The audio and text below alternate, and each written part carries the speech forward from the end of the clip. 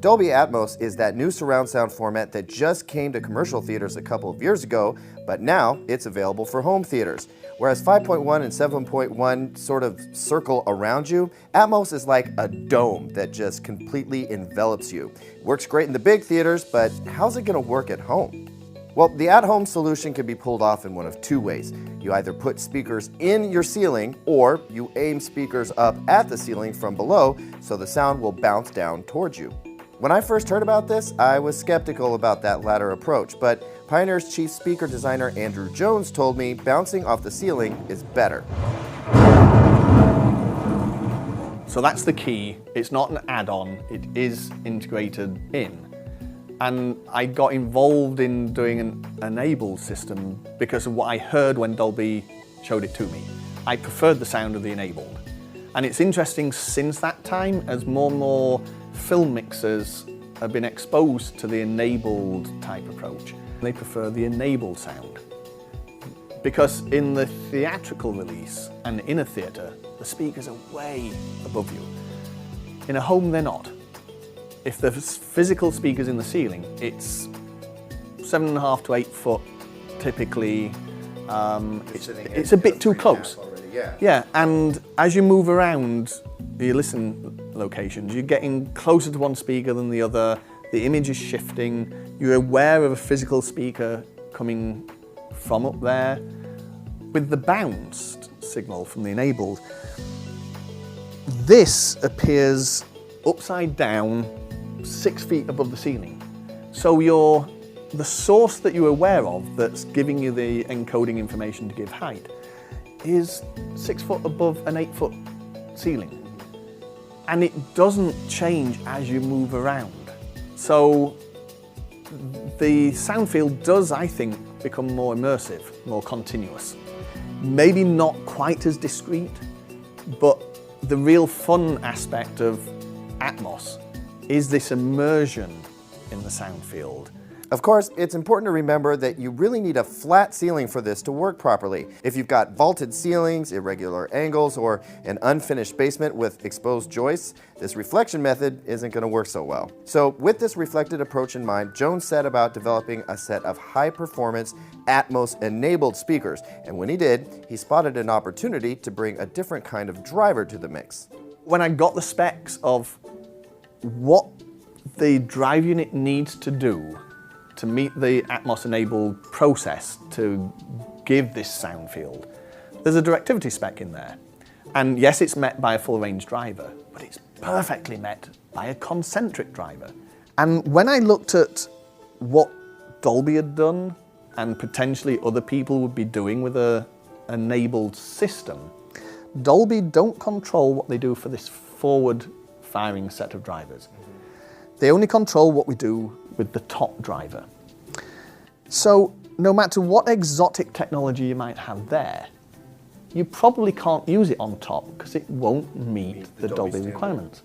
You see, these speakers don't have separate tweeters or mid-range drivers. The two are bundled into one unit, where the mid-range driver acts as a sort of waveguide for the tweeter. The advantage is that the source of the mid-range and the treble is in exactly the same place. And that kind of controlled directivity is exactly what you need for Atmos.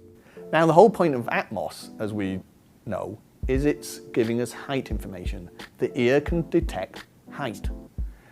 So it can detect that some of the sounds are coming from here and some of the sounds are coming from there. So you get a lack of believability to a small degree by splitting the drivers. Now you've got another problem. You've got a crossover trying to integrate those drivers together. And you have to pick a design axis or listening axis where both integrate together. But as soon as you stand up or sit down, you're no longer on that optimum axis. You're a different distance from the tweeter. If you stand up, you're closer to the tweeter than you are. Right out of the sweet spot. You've moved out of the sweet spot and you've got phase interference between them. So now the response starts to wiggle, whether up, down. Even worse for a center channel because you now put that on its side. So your listening locations vary tremendously and those wiggles come in. Then the third factor is directivity. All sound sources radiate equally around at low frequencies, but as you go up in frequency, they start to focus, just like a focusing flashlight. Wide beam converts to narrow beam. How do we fix this? It seemed ideal for Atmos, because it's not a full range driver, it is a true two-way with the inherent benefits that gives. But it means now I can employ exactly the same driver for the front as for the top. And think about it, a stereo system, you don't use one speaker for one channel, something totally different for the other. Right, you want a voice match. You want a voice match, everything must be identical between left and right. Now, as you expand to a full surround sound system, ideally you want to do the same thing. I know we've got into a habit of cheap, small surround speakers and then concentrate on the fronts as being the main ones. But in reality, that's a compromise. The real way to do surround sound is 5 or 7 identical speakers and not even a separate subwoofer. Ideally, everything should be full range. The more you split it up and change it, the less enveloping the sound field will be.